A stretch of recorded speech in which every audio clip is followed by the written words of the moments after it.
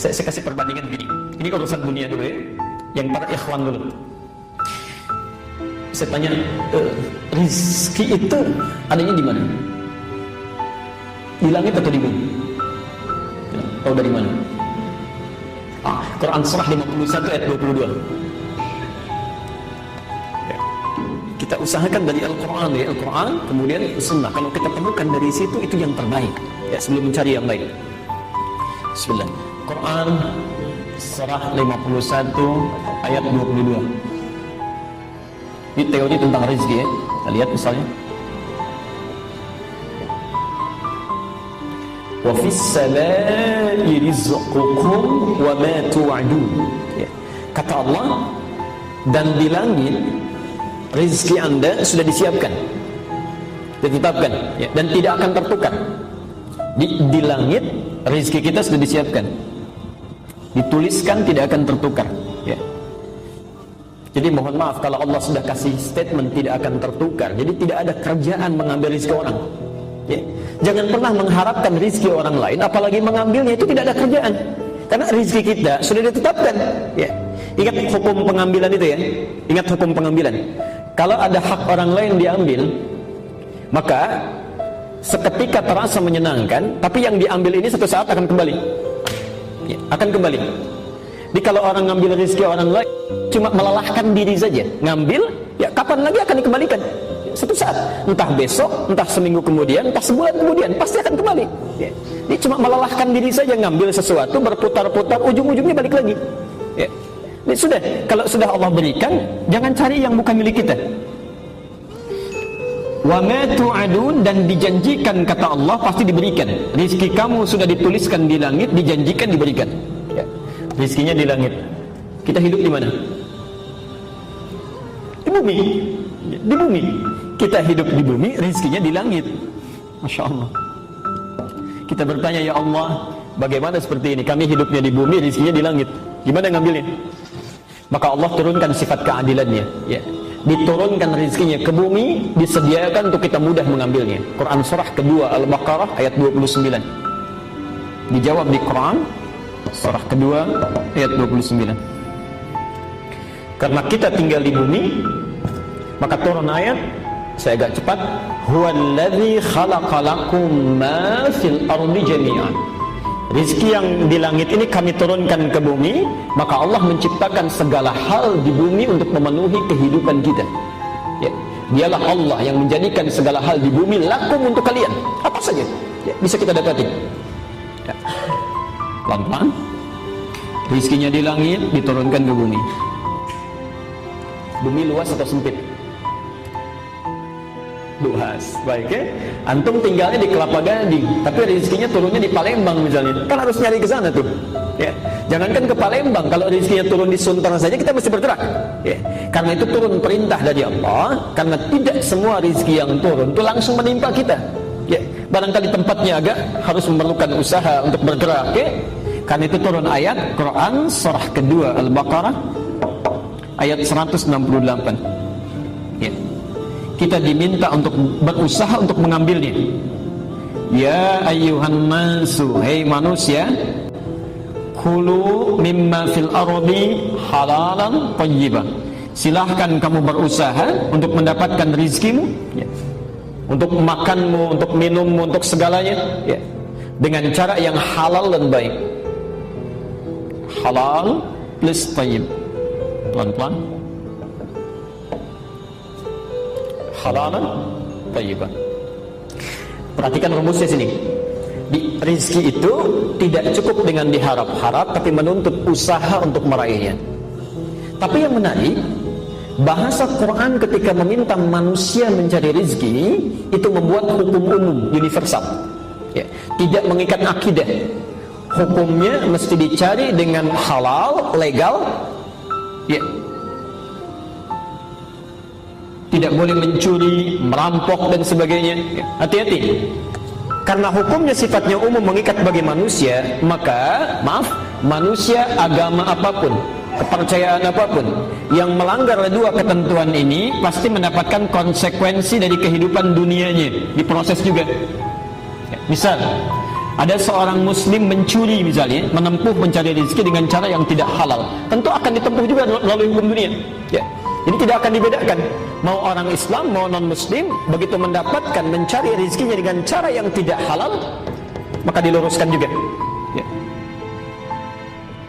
Saya belum pernah mendengar ada polisi misalnya ketika menangkap pencuri ditanya dulu, bapak agamanya apa? Gak mungkin. Ya. Oh Islam Pak, oh kalau gitu gak usah ditangkap, dikasih tausiah saja. Gak bisa. Mau Islam, mau non-muslim, begitu salah ya sudah proses, selesaikan hukum umum. Yang menarik bukan itu. Kita agak percepat.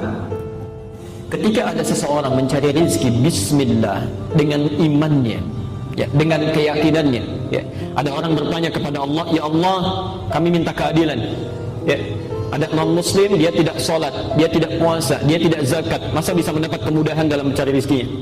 Kami yang sholat, yang puasa, yang berhaji, yang beribadah, harusnya ada perbedaan, ya, ada kemudahan mendapatinya. Maka Allah turunkan ayat khusus yang diberikan hanya pada orang-orang yang punya iman. Quran surah kedua Al-Baqarah, ketentuan kedua, ayat 172. Pelan-pelan. Nanti silakan Anda perhatikan bagaimana cara Al-Quran mengungkapkannya. Yang di sini 168, ya ayyuhan nas, yang ini, hei manusia. Manusia sifatnya universal, bisa bagi seorang muslim atau non-muslim. Tapi ketika menyebutkan di ayat 172, dirubah dari nas menjadi amanu, ya ayyuhalladzina amanu. Pelan-pelan. Kalau sudah amanu berarti hanya mengikat orang yang beriman saja. Orang Islam tidak di luarnya. Sekarang lihat ayat ini. Ya ayyuhalladzina amanu kulu. Di sini ada kulu, di sini ada kulu. Tapi yang hebat, di sini mimma fil ardi halalan thayyiban, yang di sini kalimat halalnya dibuang. Kulu min thayyibati ma razaqnakum. Halalnya dibuang, thayyibnya dijamakkan, thayyibat. Masyaallah. Ma razaqnakum.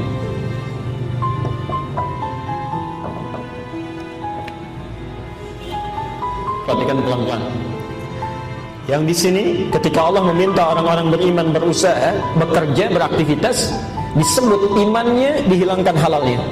Ya ayyuhalladzina amanu kulu min thayyibati, halalnya dibuang. Kenapa ketika menyentuh orang-orang beriman, meminta dia bekerja, kalimat halalnya dibuang? Karena orang-orang beriman itu otomatis dengan imannya akan menuntun dia mencari yang halal. Jadi ketika dia mengucapkan bismillah dalam langkahnya, itu mustahil langkah bismillah itu melangkahkan ke tempat yang haram, itu mustahil. Ya. Jadi ketika dia mengucapkan bismillah dalam pekerjaannya, itu imannya otomatis akan menuntun kepada yang halal. Jadi kalau ada orang merasa beriman, bahkan mengucapkan kalimat Allah dalam pekerjaannya, tapi dia mengerjakan yang haram dalam pencariannya, ada yang salah dalam imannya, ada yang keliru. Nah sekarang perhatikan. Kalau ada orang-orang mengerjakan sesuatu bismillah, bismillah, bismillah, merasa diawasi Allah dengan maknanya, bukan hanya kalimat yang mengalir di lisannya, maka sifat Rahman Allah diturunkan pada dirinya saat di dunia. Rahman, Maha Pemilik segala keluasan dunia. Ma razaqnakum. Lihat kalimatnya. Maka kami yang akan mudahkan dia mendapatkan rezeki, bukan dia yang lelah mencarinya. Ma razaqnakum, kami yang berikan, bukan kamu yang lelah untuk mencarinya. Ya. Jadi kalau kita mencoba untuk meningkatkan iman kepada Allah Subhanahu wa taala, kemudian diterapkan dalam aktivitas kehidupan, makan bismillah, minum bismillah, merawat anak bismillah, bekerja bismillah, maka Allah akan berikan naungan dalam kehidupan kita yang tidak akan pernah diberikan pada orang-orang yang tidak bismillah dalam kehidupannya. Jelas ya? Baik. Apalagi kalau dibuktikan dengan amal soleh. Ya. Ini bukan cuma kerjanya bismillah. Saat Anda bekerja, waktu salat Anda salat, ya. Waktu kemudian Anda baca Quran, Anda baca. Apalagi kalau misal Anda melakukan amalan yang tidak dikerjakan oleh manusia umumnya. Malam orang tidur, Anda bangun. Malam orang siang orang makan, Anda puasa. Ya. Mendapatkan istirahat, orang lain baca Quran, Anda baca Quran. Masya Allah. Jika iman disandingkan dengan takwa, maka yang terjadi luar biasa dahsyatnya. Quran surah ke-7 Al-A'raf ayat 96. Lihat keajaiban yang terjadi. Quran surah 7 ayat 96. Walau anna ahlal qura amanu wattaqau plus takwa. La haula wala quwwata illa billah. Ini iman saja plus iman, kerja plus iman, beraktivitas plus iman, itu akan memudahkan rezeki yang diturunkan oleh Allah kepada kita, mudah. Apalagi rumus Qur'annya surah 7 ayat 96. Kalau kita tambah imannya plus takwa, insyaallah bekerja, salat tidak tertinggal. Orang dipanggil salat fardu masih terlambat-lambat. Antum kehilangan salat sunnah, gelisahnya luar biasa. Takwa, antum tambah takwa. Ya, alhamdulillah. Perhatikan kalimat Qur'annya. La fatahna 'alaihim barakatin minas samai wal ardh. Pasti kami bukakan pintu keberkahan rezeki baik dari langit ataupun dari bumi. Ya. Kalau sudah pintu langit dibuka, pintu bumi dibuka, sudah tidak ada kesulitan yang berarti dalam hidup. Ya. Pintu langit keberkahan, pintu bumi kemudahan. Jadi kalau sudah pintu langit dan bumi dibuka oleh Allah, di mana lagi celah kesulitan yang bisa didapati? Mustahil. Ya. Karena itu, orang yang bismillah dalam setiap aktivitasnya pasti mendapatkan rahman Allah dalam kehidupannya. Coba nanti antum sesekali, yang ikhwan terutama ya, baca sirahnya sahabat-sahabat Nabi, terutama yang kalangan pengusaha, Pak. Ya. Misal Abdurrahman bin Auf, Uthman bin Affan, dan yang lainnya. Kalau punya kitabnya An-Nawawi itu, yang At-Tibyan, ya, coba dilihat yang kitab aslinya itu halaman 47 itu ya. Posisinya sebelah kiri itu, paragraf ke-3 itu, dari 1 sampai dengan 7. Ada kalau kitab terbitan Darul Ilmiah yang coklat itu paragraf yang kedua, bisa dilihat. Itu ibu ternyata yang diharap-harap oleh mereka dalam aktivitasnya, itu mereka pengusaha yang sangat sukses, Pak. Ya. Di pekerjaan yang luar biasa, padat, keluar masuk Madinah, tapi hebatnya, yuk, kalau anda ingin lukiskan kekayaannya, itu Abdurrahman bin Auf kapaknya saja terbuat dari emas. Kapaknya saja terbuat dari emas. Tapi yang mereka tunggu-tunggu ternyata itu bukan peningkatan dunianya, bismillahnya itu. Ya. Yang mereka tunggu kapan ketemu dengan Allah dalam salatnya, kapan punya kesempatan baca Qur'annya, kapan punya kesempatan zikirnya. Ini mereka merasakan ketika meningkatkan takwanya kepada Allah, kemudahan itu didapatkan. Ya. Anda bisa nggak bayangkan, ada pengusaha sukses, waktunya padat luar biasa, jangankan terlambat yang fardu, ya, terlambat yang sunnah saja hatinya gelisah, ya, masih bisa menunaikan tahajud sampai khatam Quran, bisa tidak terbayangkan itu? Ya. Kesibukan dalam kehidupannya tidak mengganggu mereka menunaikan tahajud sampai khatam Quran. Itu yang ditunggu-tunggu. Ya. Itu hubungan dengan Allahnya itu.